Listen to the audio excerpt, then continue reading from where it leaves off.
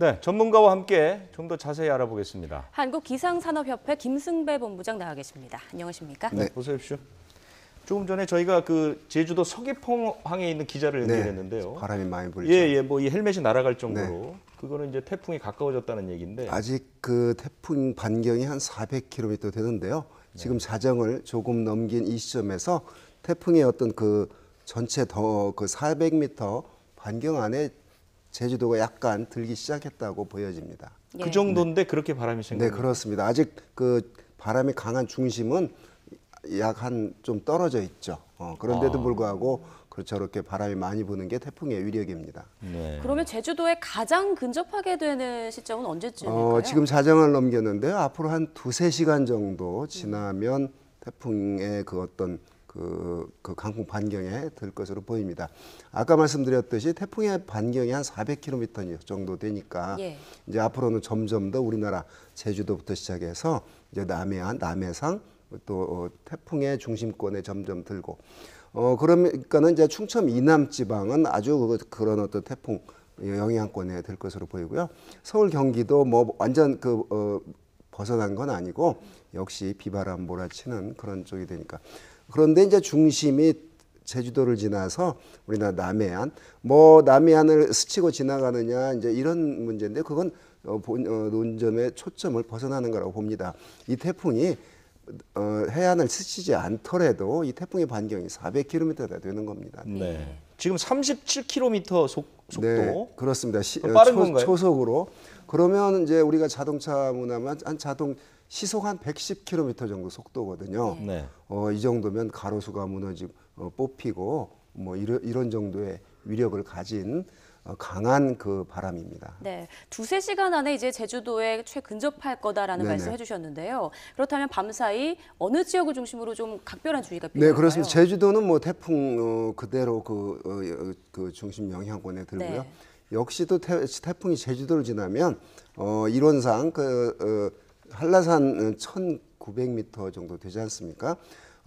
이런 어떤 육상을 태풍이 지나게 되면 바다 위를 지날 때보다는 이제 흐트러지기 시작합니다. 그만큼 팽이가 장애물 없는 얼음판을 돌다가 돌부리에 탁 치는 그런 격이 되거든요. 제도를 지나면. 그럼에도 불구하고 어찌됐건 내일 한 낮 12시 전후에서 우리나라 그 남해안 스칠 것으로 보이고 또 울릉도 독도는 내일 한 오후 6시 정도가 가장 근접한 기간 전망이 되거든요. 그래서 지금으로부터 울릉도 독도인 우리나라 땅까지 한 내일 오후 6시까지. 오늘 오후 6시죠. 오늘 날이 바뀌었으니까 오늘 6시죠. 그래서 남해안 입장에서는 이제 9시, 10시, 11시, 12시 이 시간대 오전이 가장 그 근접한 그리고 가장 중심이 가까운. 내일 오후 6시쯤 빠져나가게 되면 일요일, 그러니까 내일이죠. 네. 내일 일요일은 그럼 우리나라에 비가 안 올 가능성이 있는 겁니까? 내일 한 오후 중부 서울 경기에서부터 그치기 시작해서 그러니까 오늘 그 비는 다 그칠 겁니다. 오늘 비는 다 그치고. 일요일은 내일은 그 태풍의 영향권에서 완전히 벗어나죠. 벗어나게 되는 거예요. 네, 지금 반경이 한 400km라고 말씀해 주셨는데 지금 태풍의 강도는 어느 정도라고 네, 생각하면 강도가 될까요? 이제 한 매우 강중인데 역시 북쪽으로 올라오면서 약해졌거든요. 그래서 지금 강도는 중, 크기도 중형 태풍을 유지하고 있습니다. 이 태풍은 매우 강하면 더 엄청난 위력을 갖고 있지만 중심 부근에서 초속 17m 이상의 강한 바람이 불면 태풍으로 이름이 계속 살아있는 거거든요. 더 강하냐 좀 약하냐 차이지 이 태풍은 우리나라 그 울릉도 독도 빠져나갈 때까지는 강한 바람은 유지할 것으로 전망이 됩니다. 당초 이 태풍이 처음 시작됐을 때는 우리나라 쪽으로 오지 않을 거다 이렇게 예상이 많았는데요. 바뀐 이유가 있나요? 완전히 바뀌지는 않고요. 네. 뭐 우리가 야구의 스트라이크 존 안에다 원래대로에 들어가는 그런 진로입니다. 그러니까 뭐냐면 태풍의 반경이 400km니까 우리나라는 이쪽 서쪽 반경에 다 들죠. 충청 이남 지방은 다만 어디 상륙하냐 아니냐 이게 이제 중심 가지고 얘기하는 거거든요. 네. 그 중심이 우리나라 내륙을 스치지 않고 남해안 가까운 쪽으로 지날 것으로 시종일관 예측하다가 오늘부터 약간 그 남해안을 걸치는 걸로 전망을 했거든요. 네네. 그 거리는 뭐 10km, 20km 차이기 때문에 그걸 가지고 상륙해서 한 서너 시간 가다가 동해상으로 빠져나가는 이런 진로면 약간 진로가 확 바뀌는 거죠. 그런데 남해안 상으로 지나가느냐 중심이 아니면 지금 이제 최종 이 시점에서의 전망처럼 남해안을 거치고 가느냐 이제 이 차이죠. 그러나 그 범위 안에 들어 있고 역시 많은 강한 바람과 많은 비 또 이게 지금 바닷물의 높이가 높은 기간이거든요. 예. 천문조라고 하는. 그렇게 되면 태풍은 저기압이기 때문에 기압이 낮아서 바닷물이 쑥 올라오는 그런 어떤 현상이 동반이 되는데 달과의 관계 때문에 천문조에다가 태풍으로 인한 그 해일 네. 이런 게 이제 우려가 돼서 어찌됐건 이 남해안 쪽은 강풍과 폭우 피해가 우려가 됩니다. 비와 바람, 그러니까 태풍 해일까지 그렇습니다. 조심을 해야 된다. 이 태풍은 기상으로 말하면 종합 세트거든요. 강한 바람, 많은 비, 바닷가에서 높은 해일, 이런 파도, 높은 파도. 구체적으로 최대 바람은 어느 정도 강하게 불고 비는 어느 정도 지금은 내릴까요? 이제 태풍이 어제 그저께 그 가장 강할 때 그때는 시속으로 한 뭐 200km 정도 그 중심 부근에 바람이 불었는데 지금은 많이 북쪽으로 올라왔거든요. 그래서 시속 한 110km 정도의 지금 중심 부근에서 바람이 불기 때문에 앞으로는 이거보다 더 발달하는 추세는 결코 아닙니다. 아까 말씀드렸듯이 한라산을 스치게 되면 팽이가 돌뿌리에 걸려서 비틀거리듯이 분명히 태풍은 지금보다는 더 약해지면 틀림없지만 남해, 통영, 부산 그다음에 울릉도, 독도 가는 동안 계속 그런 바람은 약해졌지만 그럼에도 불구하고 태풍의 위력은 갖고 있을 겁니다.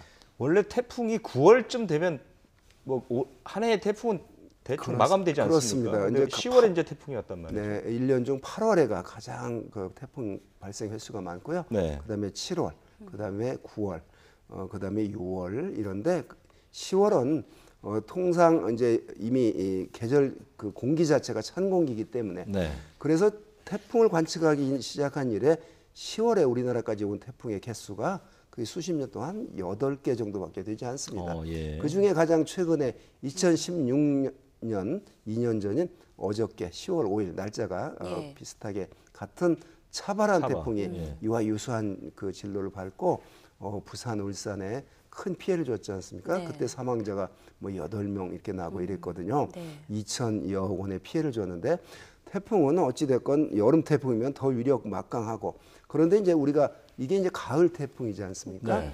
이미 우리나라 상하층 간의 찬 공기가 우리가 그 지긋지긋한 폭염을 벗어나서 그 제법 살만한 10월이 됐는데 그 얘기는 이제 찬 공기가 장악을 하고 있는데 따뜻하고 습한 공기가 와서 이렇게 부딪힌 격이거든요. 네. 그렇기 때문에 이제 더 어떤 더 많은 그 비구름이 발달할 수 있고 그 접경 지역에서는 폭우가 쏟아질 수 있는 게 가을 태풍의 위력이고 위험성입니다. 네, 태풍이 또 올까요, 그러면?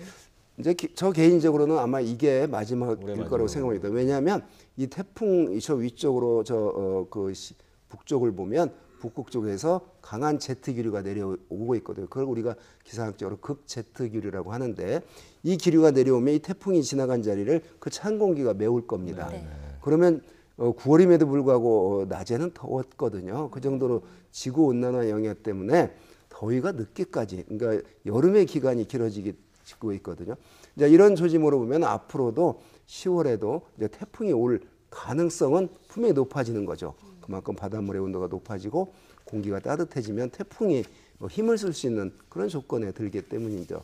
그래서 우리가 10월 달 5일, 오늘이 6일인데 역시 그런 지구 온난화의 한 단편적인 그런 영향이 아닌가 이렇게 보여집니다. 네. 그 아까 2년 전 태풍 차바를 네. 말씀을 해주셨지 네. 않습니까? 경로가 이번이 굉장히 비슷하다 비슷합니다. 하셨는데 크기나 강도 이런 위력은 태풍 어떻습니까? 차바가 우리나라 남해안에 그 약간 스칠 때 그때도 상륙한 게 아니고 스쳤거든요. 예. 중심 부근의 기압이 970 헥토파스칼이었습니다. 지금 제주도 남쪽에서 975 헥토파스칼이 이 콩레이고 차바 그랬거든요. 태풍의 이제 강도를 기압으로 많이 비교를 하는데 그런 거 보면 거의 뭐 비슷하죠. 또 바람의 강도, 그 중심 부근의 최대 풍속도 그때와 거의 유사하기 때문에 우리가 이제 그 과거 사례를 이렇게 비교하는 거는 그때 이만큼 위력이 있었고 이렇기 때문에 이제 그 유사 사례를 비교를 하고 분석을 하는 건데 지금 분명한 건 이제 타풍 차바와 뭐 어떤 자연 현상이 똑같을 수는 없지만 유사한 강도와 그런 위력을 가지고 오기 때문에 그때 경상남도, 부산, 울산 지역에 주차장 뭐 넘치고 큰 피해가 났었거든요. 네. 우리가 태풍은 오는 걸 알면서도 피해가 발생하고 뭐 어쩔 수 없는 부분이 있는데 인명 피해 줄이기 위해서 그렇게 이렇게 방송 통해서 이제 전파를 하고 이제 이러는 것이죠. 네. 이제 서울 등 다른 지역은 그래도 영향권에서는 조금 멀리 있는데요. 그렇습니다. 그래도 주말이다 보니까 이 계획을 잡아야 하나 말아야 하나 고민하는 분들이 있을 것 같아요. 네, 그래 서울 같은 경우 내일 한 오후 2, 3시까지는 뭐 많은 비는 오지 않지만 그래서 이제 오전부터 뭐 행사를 시작해야 될 곳은 영향을 받죠. 네. 충청 이남 지역은 이 마당에 행사를 했다거나 아마 많은 또 비난받을 수 있습니다. 네네. 그래서 강풍역이 있기 때문에 우리가 기상 정보를 이렇게 참조하는 게 그런 어떤 행사에 참조하려고 그러는 게 아닙니까? 네. 일요일은 날씨 괜찮겠습니다. 네. 태풍 지난 뒤에는 이제 좀 쌀쌀해질까요? 낮에도? 그렇습니다. 아까 말한 낮에 쌀쌀해진 뭐 햇빛이 있으니까 전형적인 파란 가을 하늘에 아침 저녁은 쌀쌀할 것으로 보입니다. 네. 낮에는 우리 인간이 활동하기 아주 좋은 1년 12달 중 가장 좋은 계절이 앞으로 10월 한 달 정도 됩니다. 또 10월 중순 들어가면 설악산에 단풍 절정 들어가고요. 이 태풍 지나고 나면 이제 그러해서 앞으로는 단풍 그 관광하기 딱 좋은 그런 10월 중하순 될 것으로 보입니다. 그러니까 태풍이 오기 전보다는 지나고 난 다음에는 기온은 확실히 떨어집니다. 떨어진다. 네, 그렇습니다. 알겠습니다. 그 원인이 북쪽에서 찬 공기가 태풍 지나간 자리를 메우러 내려오기 때문에 그렇습니다. 네, 네. 알겠습니다. 이 정도 마무리를 할까요? 그러면 네. 지금까지 한국기상산업협회 김승배 본부장과 이야기 나눠봤습니다. 네, 고맙습니다. 고맙습니다.